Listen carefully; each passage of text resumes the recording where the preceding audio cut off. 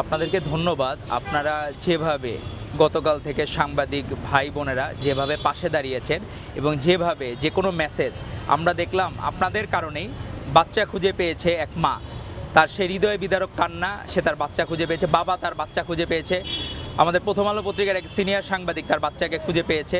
তো আমরা আপনাদের উপর প্রথমে কৃতজ্ঞতা জানাই। আর আমরা বাংলাদেশ জাতীয়তাবাদী ছাত্রদলের পক্ষ থেকে গতকাল আমরা অ্যাম্বুলেন্স সার্ভিস দিয়েছি। ওখান থেকে আমরা ছোট ছোট বাচ্চা ভাই বোনকে নিয়ে এসেছি এবং আমরা এদেরকে রোগী বলতে চাই না, এরা আমাদের ভাই বোন। কারণ হচ্ছে কি, এদের যে হৃদয় বিদারক কান্না, এরা আকাশের তারার মতো। এরা যে আজকে ২৭ জন মারা গেল, পাইলট আছেন আর একজন শিক্ষিকা আছেন, আর ২৫ জনই হচ্ছে আমাদের সেই আকাশের তারা, তারা বিলীন হয়ে গেল। তো এটি মেনে নেওয়া খুব কষ্টকর। দুইজন আমাদের ভাই বোন ভেন্টিলেশনে আছেন আর বাকিরাও এখনও আশঙ্কামুক্ত না। কারণ এই বার্ন হচ্ছে, আপনার যদি আঙ্গুল কেটে যায় সরাসরি, তার যে ব্যথা, তার থেকে অধিকতর ব্যথা এবং কষ্ট হচ্ছে এই বার্নের। মানে আপনার কোনো জায়গায় ক্ষত হইলে বা পোড়া হইলে যে কষ্ট, এই কষ্ট টলারেট করার মতো না।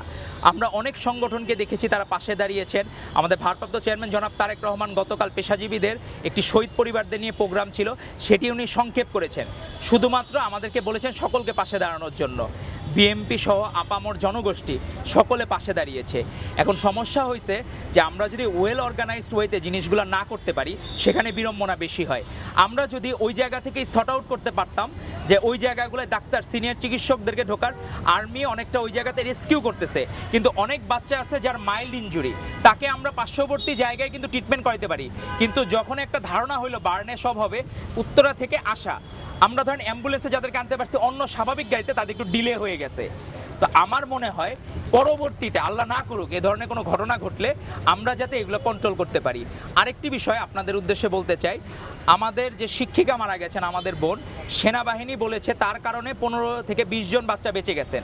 উনি কিন্তু ওই ঘটনাস্থলে ছিলেন না, উনি ছিলেন একটু দূরে। উনি এই বাচ্চাদের কান্না দেখে এবং আগুন দেখে উনি ছুটে গিয়েছেন যে আমার ছেলে মেয়েকে আমার উদ্ধার করতে হবে। উনি ছুটে গিয়েছেন, ওনার 100% বার্ন হয়েছিল। তো একটা মানুষ কতখানি নিজের সন্তানকে যেভাবে ভালোবাসা যায়, এই ভালোবাসার উজ্জ্বল দৃষ্টান্ত স্থাপন করে গেলেন মাহরিন চৌধুরী।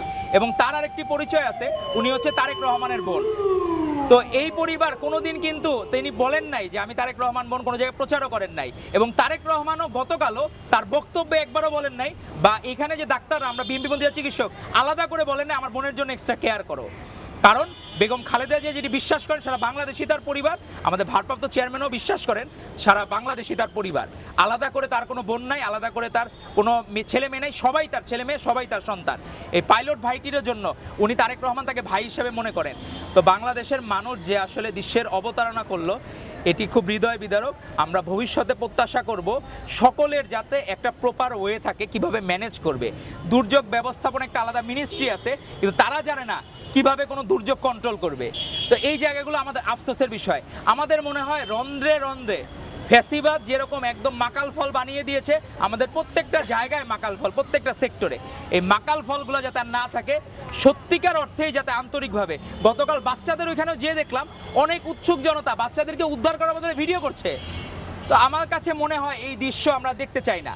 আমরা চাই আগে একটা মানুষ, আগে যখন মোবাইল ছিল না, সেই যুগ ছিল না, আমরা যাতে পাশে যেয়ে তার হেল্পটা করি, কোনো কিছু প্রচার প্রচারণার জন্য না। এই মাহরিন চৌধুরী যে জীবন দিলেন শিক্ষিকা, উনি তো প্রচার প্রচারণার কোনো কিছু তোয়াক্কা করেন নাই। তো এটাই আমাদের আদর্শ হওয়া উচিত।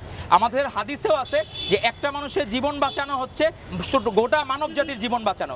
সেটি যাতে আমাদের আদর্শ হয়, আমাদের যাতে মানবিক গুণাবলীগুলো ফিরে আসে এবং আমরা আমাদের জায়গা থেকে কাজ করে যাচ্ছি। আজকে ব্লাড প্রয়োজন হতে পারে, কিন্তু সে জায়গায় শুধু বলা হয়েছে নেগেটিভ ব্লাডের প্রয়োজন হলে আমাদেরকে ডাকা হবে। অলরেডি পজিটিভ ব্লাড গ্রুপ যেগুলো এ পজিটিভ, বি পজিটিভ, ও পজিটিভ, এবি পজিটিভ, এগুলো সাফিসিয়েন্ট আছে। নেগেটিভ গ্রুপের যদি তাও প্রয়োজন হয় তাহলে আমাদেরকে জানাবে এবং আমরা প্রস্তুত আছি সারা বাংলাদেশের বিভিন্ন জায়গা থেকে এবং ঢাকাতেও। আমরা যথেষ্ট ব্লাডের যে সাড়া পেয়েছি, মানুষের যে ভালোবাসা, এখনও যে মানবিকতা রয়ে গেছে, সেটার প্রমাণ গতকাল বাংলাদেশ দিয়েছে। ধন্যবাদ আপনার।